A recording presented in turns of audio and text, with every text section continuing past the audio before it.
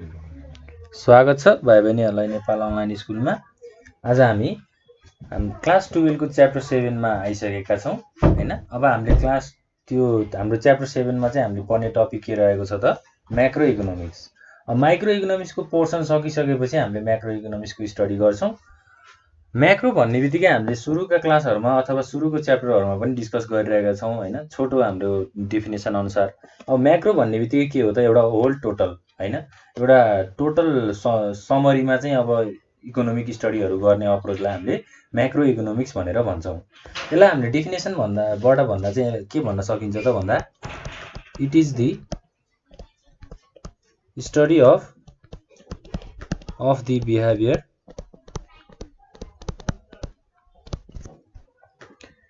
as a whole economy such as के हुन सक्छ त हाम्रो होल इकोनोमीमा नेशनल इन्कम हुन सक्छ एउटा हैन, त्यसैगरी टोटल कन्जम्पसन,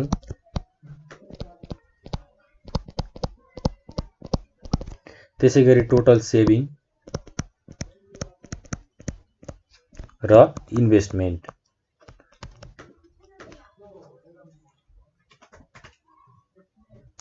इन्भेस्टमेन्टको कुराहरु भयो हैन,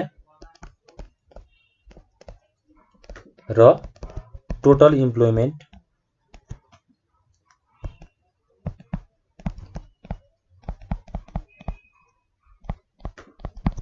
general price level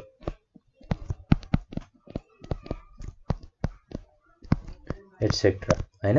macro economics भनेको चाहिँ के रहेछ त study of behaviour as a whole economy हैन।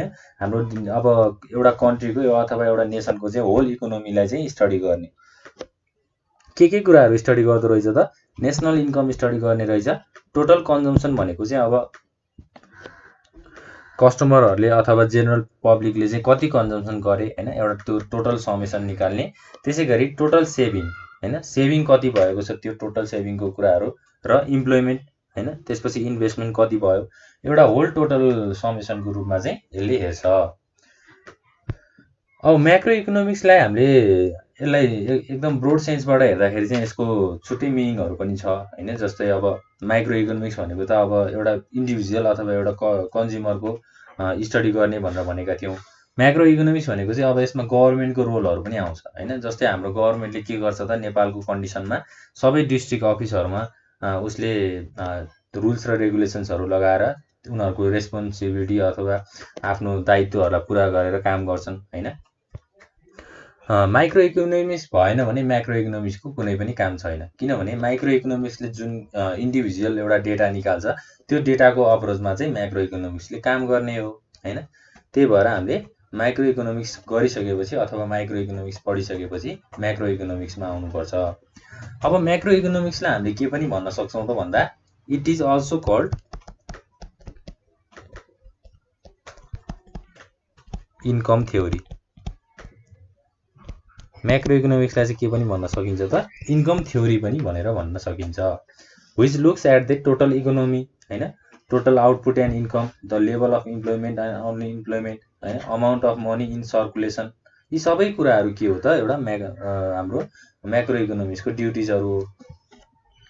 अब म्याक्रो इकोनोमिक्सलाई इन्कम थ्योरी भनेर भनियो हैन, त्यो कुरा पनि भयो। अब हामीले के हेर्नु पर्यो त म्याक्रो इकोनोमिक्सको फिचर्सको कुराहरु पनि हेर्नु पर्यो। Features of macro economics.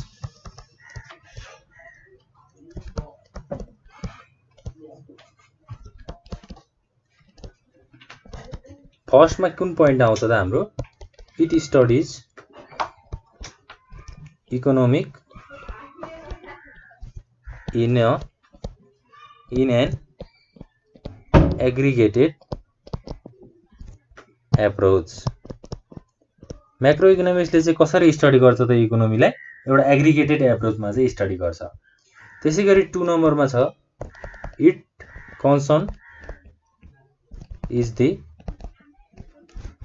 Concern is the analysis of the behaviour.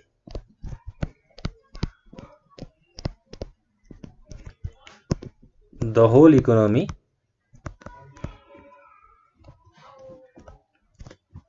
At a time analysis of the behaviour of whole economy at a time भनेको नेसन वाइड इकोनोमीको चाहिँ एउटा होल टोटल एनालाइसिस गर्ने काम पनि म्याक्रो इकोनोमिक्सले गर्छ। त्यसै गरी हामी 3 नम्बरमा जाउँ।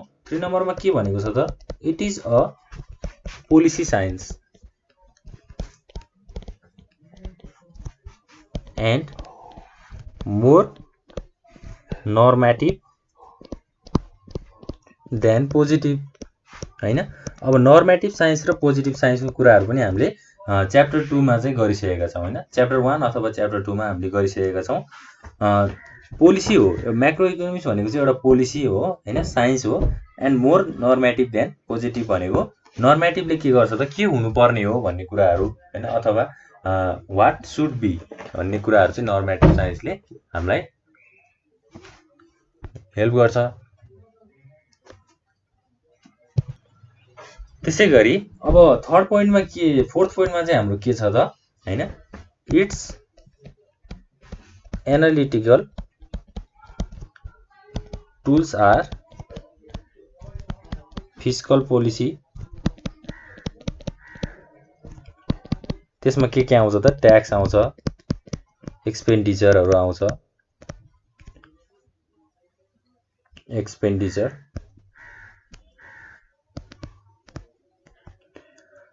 And monetary policy. मोनिटरी पोलिसीमा चाहिँ के आउँछ त हाम्रो इन्ट्रेस्ट रेट। त्यसै गरी अर्को के छ त मनी सप्लाई एटसेट्रा। ल एनालिटिकल टुल्स हो म्याक्रो इकोनोमिक्स भनेको हैन। जस्तै it's analytical tools are fiscal policy. Fiscal policy र मोनिटरी पोलिसीमा चाहिँ हाम्रो म्याक्रो इकोनोमिक्सले काम गर्ने रहेछ। अब यी कुराहरू भनेको म्याक्रो इकोनोमिक्सका डेफिनेसन र फिचर्सको कुराहरू भयो। अब हामीले अर्को डिस्कस गर्ने टपिक भनेको के रहेको छ त scope of macroeconomics. Macro इकोनोमिक्सका स्कोपहरू के छन्, यसका सब्जेक्ट म्याटरहरू चाहिँ के छन् त। जस्तै म एउटा अब डायग्राम बनाउँछु, त्यो डायग्रामबाट चाहिँ हामीले के बुझ्न सक्छौँ त यसको स्कोपको बारेमा बुझ्न सक्छौँ है त। स्कोप अफ म्याक्रो इकोनोमिक्स भनेको चाहिँ के हो त हैन, यसको मिनिङ के हो त भन्दा it refers to the area covered by the study of macroeconomics. Macro इकोनोमिक्सले स्टडी गर्ने एरिया अथवा म्याक्रो इकोनोमिक्सले स्टडी गर्ने एउटा जुन अप्रोचलाई चाहिँ स्कोप अफ म्याक्रो इकोनोमिक्स भनेर भनिन्छ हैन। के कुराहरू म्याक्रो इकोनोमिक्सले स्टडी गर्छ त्यो सबै स्कोपमा पर्छन्। अब हामीले डायग्रामबाट हेर्दाखेरि के गर्न सक्छौँ त म्याक्रो इकोनोमिक्स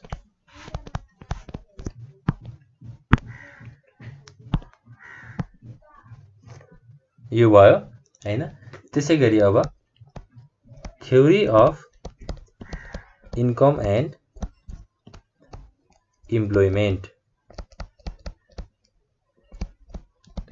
त्यसै गरी अर्को के छ त थ्योरी अफ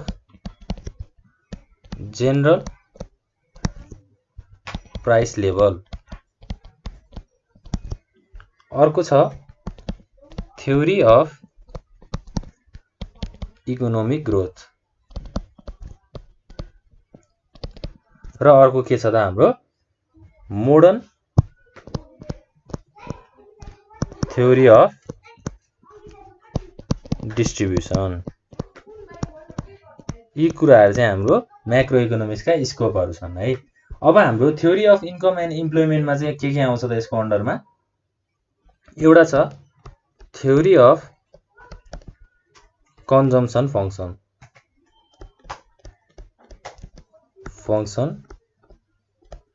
त्यसै गरी अर्को छ थ्योरी अफ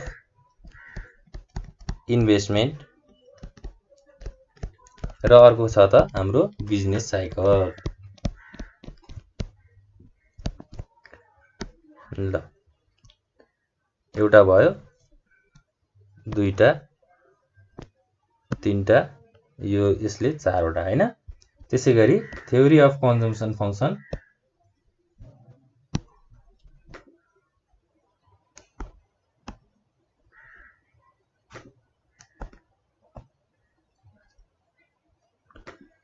ल हाम्रो S2 डायग्राम अनुसार अब हामीले यो हेर्दै जान्छौँ, बुझ्दै जान्छौँ। यसको अन्डरमा 3टा भयो। थ्योरी अफ इन्कम एन्ड इम्प्लोइमेन्टले चाहिँ अब के भन्छ त हैन, factors or variables that determine the level of income and employment in the economy are studied under macroeconomics हैन। इन्कम एन्ड इम्प्लोइमेन्ट चाहिँ हाम्रो म्याक्रो इकोनोमिक्सको अन्डरमा हामीले स्टडी गर्छौँ अथवा डिटरमाइन गर्छौँ भनेर भनेको छ हैन।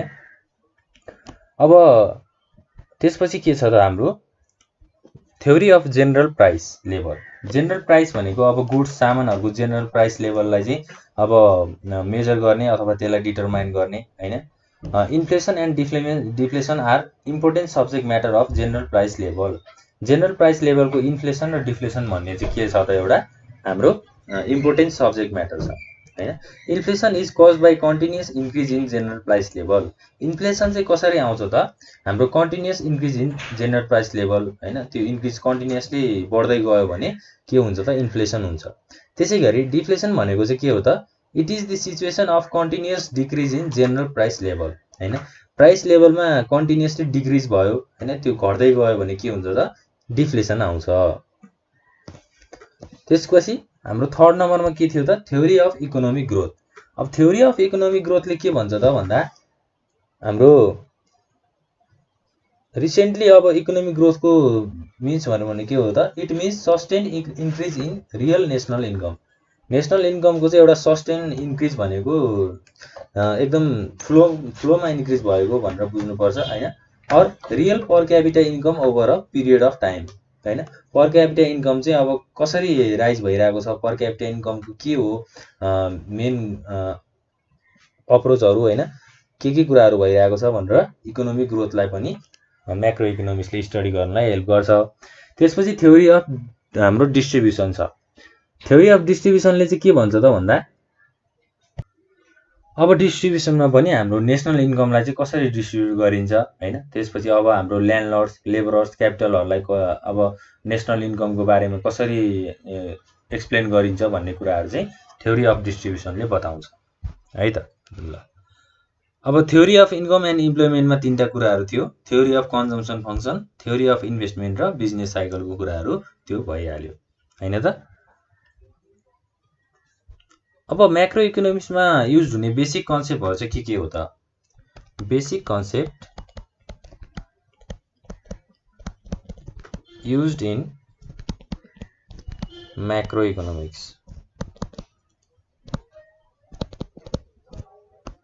के छ त बेसिक कन्सेप्टमा। फर्स्टमा छ स्टक भेरिएबल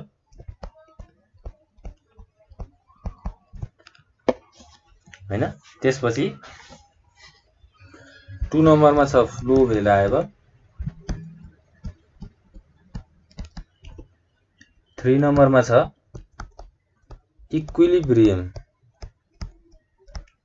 एन्ड डिसइक्विलिब्रियम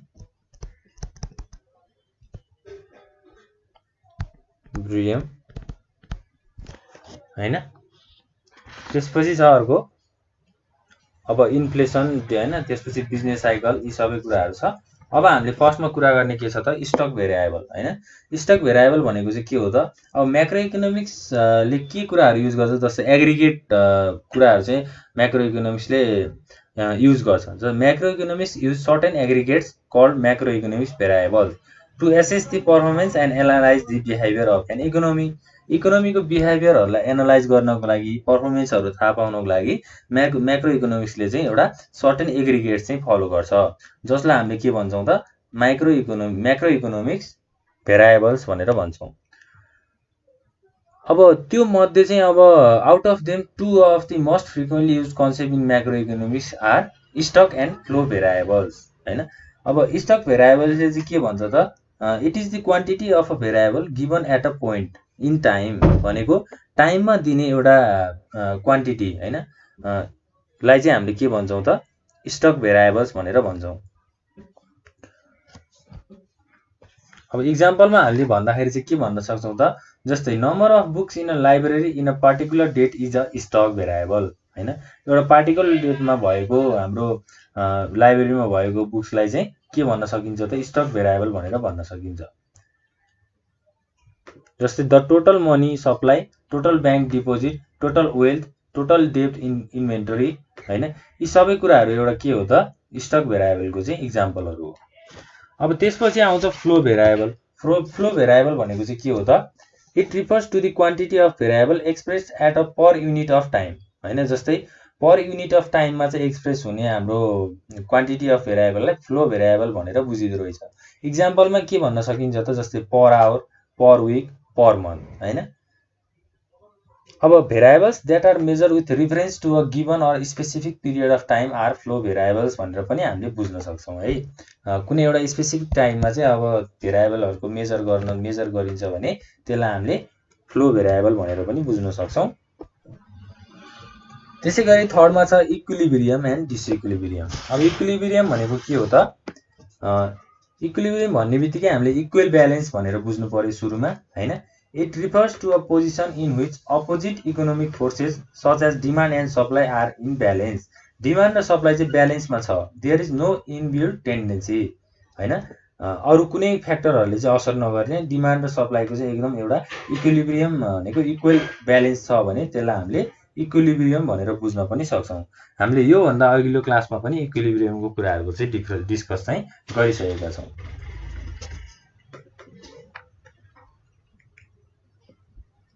ल अब हामीले बुझ्नुपर्ने कुरा भनेको यति नै हो हैन। फोर्थ नम्बरमा हाम्रो के छ त, इन्फ्लेसन छ एउटा। इन्फ्लेसन भनेको चाहिँ के हो त, rapid increase in general price level. General price level चाहिँ अब ऱ्यापिडली इन्क्रिज छ भने त्यसलाई हामीले इन्फ्लेसन भन्छौँ। त्यसै गरी फिफ्थ नम्बरमा छ जिडिपी। जिडिपी भनेको के हो त, ग्रस डोमेस्टिक प्रोडक्ट हैन। GDP is the money value of all final goods and services produced within the domestic boundary of a country। एउटा कन्ट्री भित्र रहेर ड्युरिङ अ इयर भनेको त्यो इयर भित्रको चाहिँ अब फाइनल गुड्स एन्ड सर्भिसेसको भ्यालु हैन, मनी भ्यालुलाई चाहिँ जिडिपीले चाहिँ स्टडी गर्छ अथवा मेजर गर्छ भन्ने कुराहरू हो।